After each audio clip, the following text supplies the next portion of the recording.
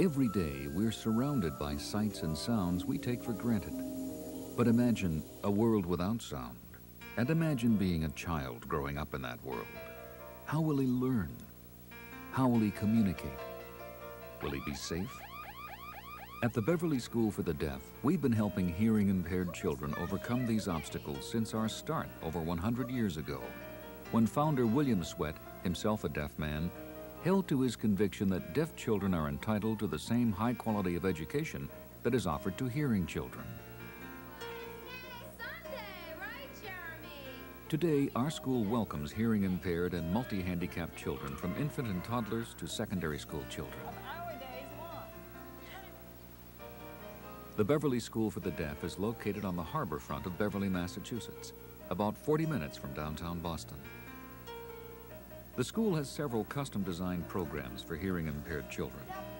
Our Parent-Infant-Toddler program is designed for children from birth to 3 years of age and their parents. The Preschool Program is for children 3 to 5 years of age.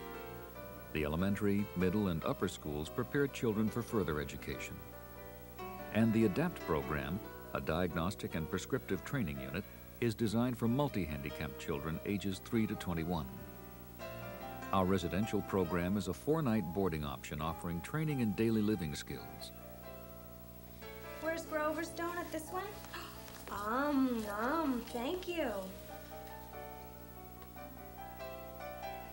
In the Parent-Infant-Toddler program, we work with families of children with hearing loss from age birth through age 3. So basically, from whenever a child is identified as having a hearing loss, often the audiological testing center will refer them to an early intervention and parent-infant-toddler kind of programming.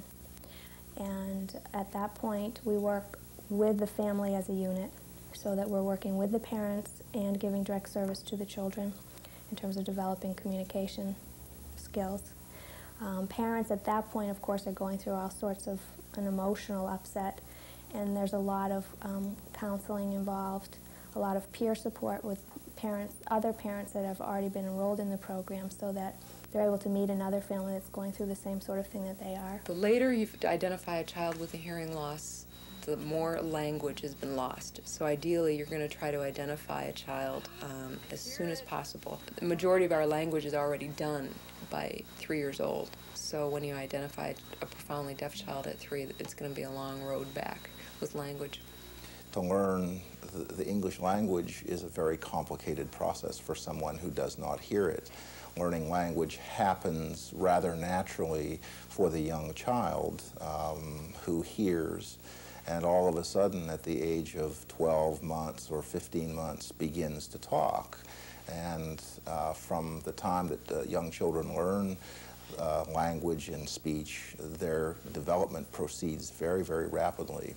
With the deaf child, we go a little more slowly because the language that they learn is learned visually. They must see it rather than to hear it. And that's what's complicated about education of the deaf. I see clouds. I see clouds. That's right. Very good. Okay, let's... What's difficult is you're teaching the child language. You're teaching the child about language in general, because they may come to you without the sense that there's even a representative language system, that things in our environment could have a name, whether it be spoken or signed. So you're starting from scratch with a child, but you have to remember you're also starting from the beginning with the parents in teaching them a new language if the family is going to sign. A child at these ages of 1 to up to 3 really can't be expected to have an attention span of an hour of structured work. And as I say, we work very much in a natural play approach. So I don't want to set up something that is inappropriate for that child's development. So we split the session times, and sometimes a child will sit here for 45 minutes because the material's motivating enough. But other times, 10 minutes will be it. So the other room is set up, and they think they're just going in there to play, but I'm going in there to continue the work that's been started here. But rather than me presenting materials to the child, they're able to choose what they want within the room, move freely back and forth, so just as they would play at home. but I'm following the child and feeding language into their actions. So if they go down the slide, I'm almost presenting a play-by-play as a sportscaster would. Oh, you're climbing up the stairs, up, up, up. Now let's slide down.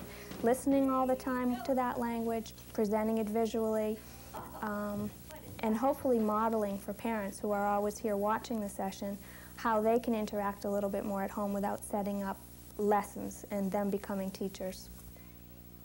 Okay, are we ready? He's looking and looking. Yes! Good work. The preschool program at the Beverly School for the Deaf consists of 11 hearing-impaired children currently and 2 hearing children. And it really has 2 very separate groups of kids. One group of children we utilize more of an oral philosophy where we do not use sign language in the actual teaching situation with the kids during the day. The other children, we use a real total communication approach where sign language is a vital part, and it's an integral part of their whole learning experience. And that is utilized to help to reinforce language, to reinforce all different kinds of learning concepts that are used throughout the classroom day. We need another one. What was yesterday? That's okay. What was yesterday? And we have 2 hearing children also who are non-handicapped, neighborhood kids that come in and serve as good speech models for all of the kids. Teachers communicate with students in a variety of ways here. We use what's called total communication, which means that we use all means of communication at our disposal to transmit messages to students. Our students wear hearing aids. They use those hearing aids every day. Some of the students, actually a large percentage of our students, have FM trainers, auditory systems that are wireless. The teacher wears a microphone and transmits to students who have receivers. Auditory trainers are great for profoundly deaf children. They're great for kids that are mainstreamed into regular classrooms, that they can wear these, that if they have mild or moderate hearing losses, it helps those kids in the classroom also to focus on the teacher. So a lot of mainstreamed kids will have these in the classroom as well. You need to cut. How many pieces? 6, right. Cut 6. The academic programming that we have here at the Beverly School for the Deaf consists of an elementary, lower school, middle school, and an upper school. Those children are students that we feel have the potential to transition to other secondary programs, be they private programs, that meaning another School for the Deaf high school program within the state of Massachusetts, or possibly to the Model Secondary School for the Deaf in Washington, D.C. Did all the people carry to the White House? What we do with media in the classroom, with videotapes, for example, is if we're studying about handicaps or something like that, we find a videotape movie that related to that, and we just watch it, and I'd interpret it for the kids. But sometimes if it's a movie or something really complicated where they can't figure out what's happening from the picture, then I just interpret what the words are, and I add a little bit to help them figure out what's going on. On the computers, we are using them for many different classes. Sometimes we use them for language work, sometimes for math work. We're doing a math program called Logo, which uses a lot of drawing, estimating, and teaching programming skills without using a real sophisticated language. Right now we're using the computer for a science project. They're learning about the solar system, and I'm teaching them how to use a database. They really enjoy the computer. They love it. It's their favorite thing. Because you like macaroni and cheese? We also have a program for multiply handicapped students. It's called ADAPT. And the ADAPT unit provides basic academics. It provides pre-vocational skills for older students, and also opportunities for daily living so that when students graduate and move on to other programs or into work, that they will be able to care for themselves at the highest level possible. Because we're such a small kind of grouping, we usually try to sort, quote unquote, with language abilities in mind and age. Because we have small classes, we only have 4 in a class usually with a teacher, and smaller ratios, we usually have A's with the younger ones. You can do a little experimenting. You know, you try them here, and if it doesn't work, if their development isn't such that it fits with the rest of the class, we can move them around, and we've done that. Rain on the green grass and rain on the tree and rain on the housetop, but not on me. Wonderful reading. Good girl. Okay. I have what's called a younger adapt group, and they're mild to moderately delayed. For example, we have beginning readers, and we have students that are interested in print but aren't quite ready to begin reading yet. So what I try to do is just provide as stimulating an environment as possible. What I use is like the whole language approach, where you focus on a certain theme, and almost everything you do throughout the day is related to that theme. And as you can see from the room, we've been working on weather. The workshop is, actually it's a building that is set up for pre-voc. Not to teach a task on the pre-voc level, not to teach how to put bobby pins on a card or how to screw nuts and bolts together, but rather to teach attitude and behaviors, so that when we first take kids over to the workshop, our goal is not to teach them, as I said, to put bobby pins on the task, but rather to punch in and punch out, to get there on time.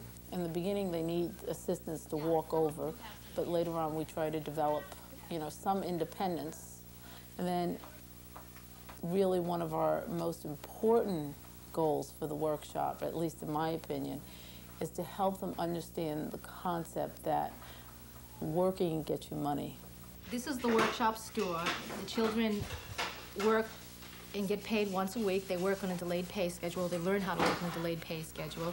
They pick out according to how much money they have for the week, and they're learning the value of money and work, and also the coins, exactly what each coin is. And they're learning how to make choices. They come in and they pick out whatever they want on the shelf, provided they have the money to pay for it, just like we do. There's another cabinet down here. We have, this one's bigger things. Trying to introduce words to them like sale. Try to introduce a word a week. And the different prices, like $2.99 or $4.97, not just $5 or $3. What does it mean if it's $2.99? What does it mean if it's on sale? The vocational program, as it's set up at Beverly School for the Deaf, has 4 various components. One is bench work, assembly work. We work on that in school, in the workshop. And we also have on-campus jobs, which is food preparation and maintenance, dining room maintenance, and the dish machine. When the children have mastered those skills, we move on to competitive with supervision employment. There's supervised employment and there's unsupervised employment. Kim, as you've seen at the King's Grant, can work competitively at 2 different job sites with no supervision or limited supervision from somebody that's employed for a regular boss. With supervision, Ada and Bridget are able to work at Burger King. Ada can work 3 hours without supervision, and Bridget can work an hour without, she can work up to an hour. They're learning behaviors such as standing in the same place, not walking around, work tolerance, how long to build a tolerance from 20 minutes to 3 hours, which is what they can do right now. The goal is to get them competitively employed for at least 20 hours a week, part-time, so that when they get out of school, they'll have something, and then they could probably build from there. it does wonders. Their self-esteem, their self-worth, everything, seeing things to gel together and make everything more important. You know, all we ever want to be, anybody, is the same, like everybody else. That's really all we want to be. Those uniforms, they walk around school with them, and they, you know, they're really proud of them, that they're like everybody else.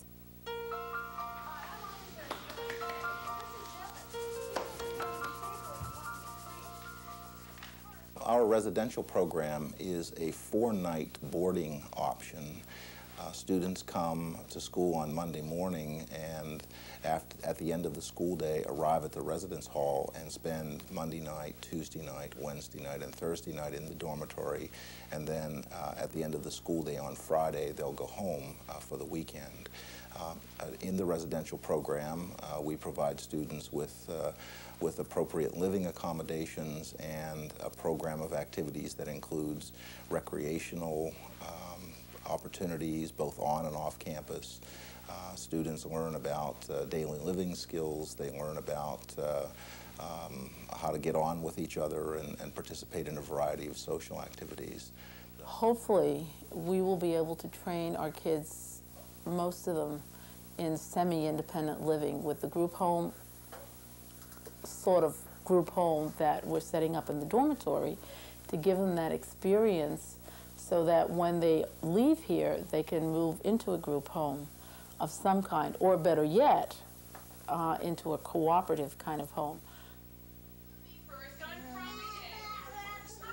The programs offered by the Beverly School for the Deaf are supported by pre-vocational, media, psychological, health, and audiological professionals. Students also have access to speech, occupational and physical therapists, guidance counselors, as well as art and physical education classes. I think the biggest support service is the availability of the teachers themselves and the contact that the close contact that they have with the kids and the close contact that they make themselves available to the parents. I like the children the most about my job because I love working with children, and I like seeing them grow, become as independent as possible, take pride in their achievements. And I like seeing that. I like to see their language improving so they can express how they're feeling or what they're thinking about. That's what I like most.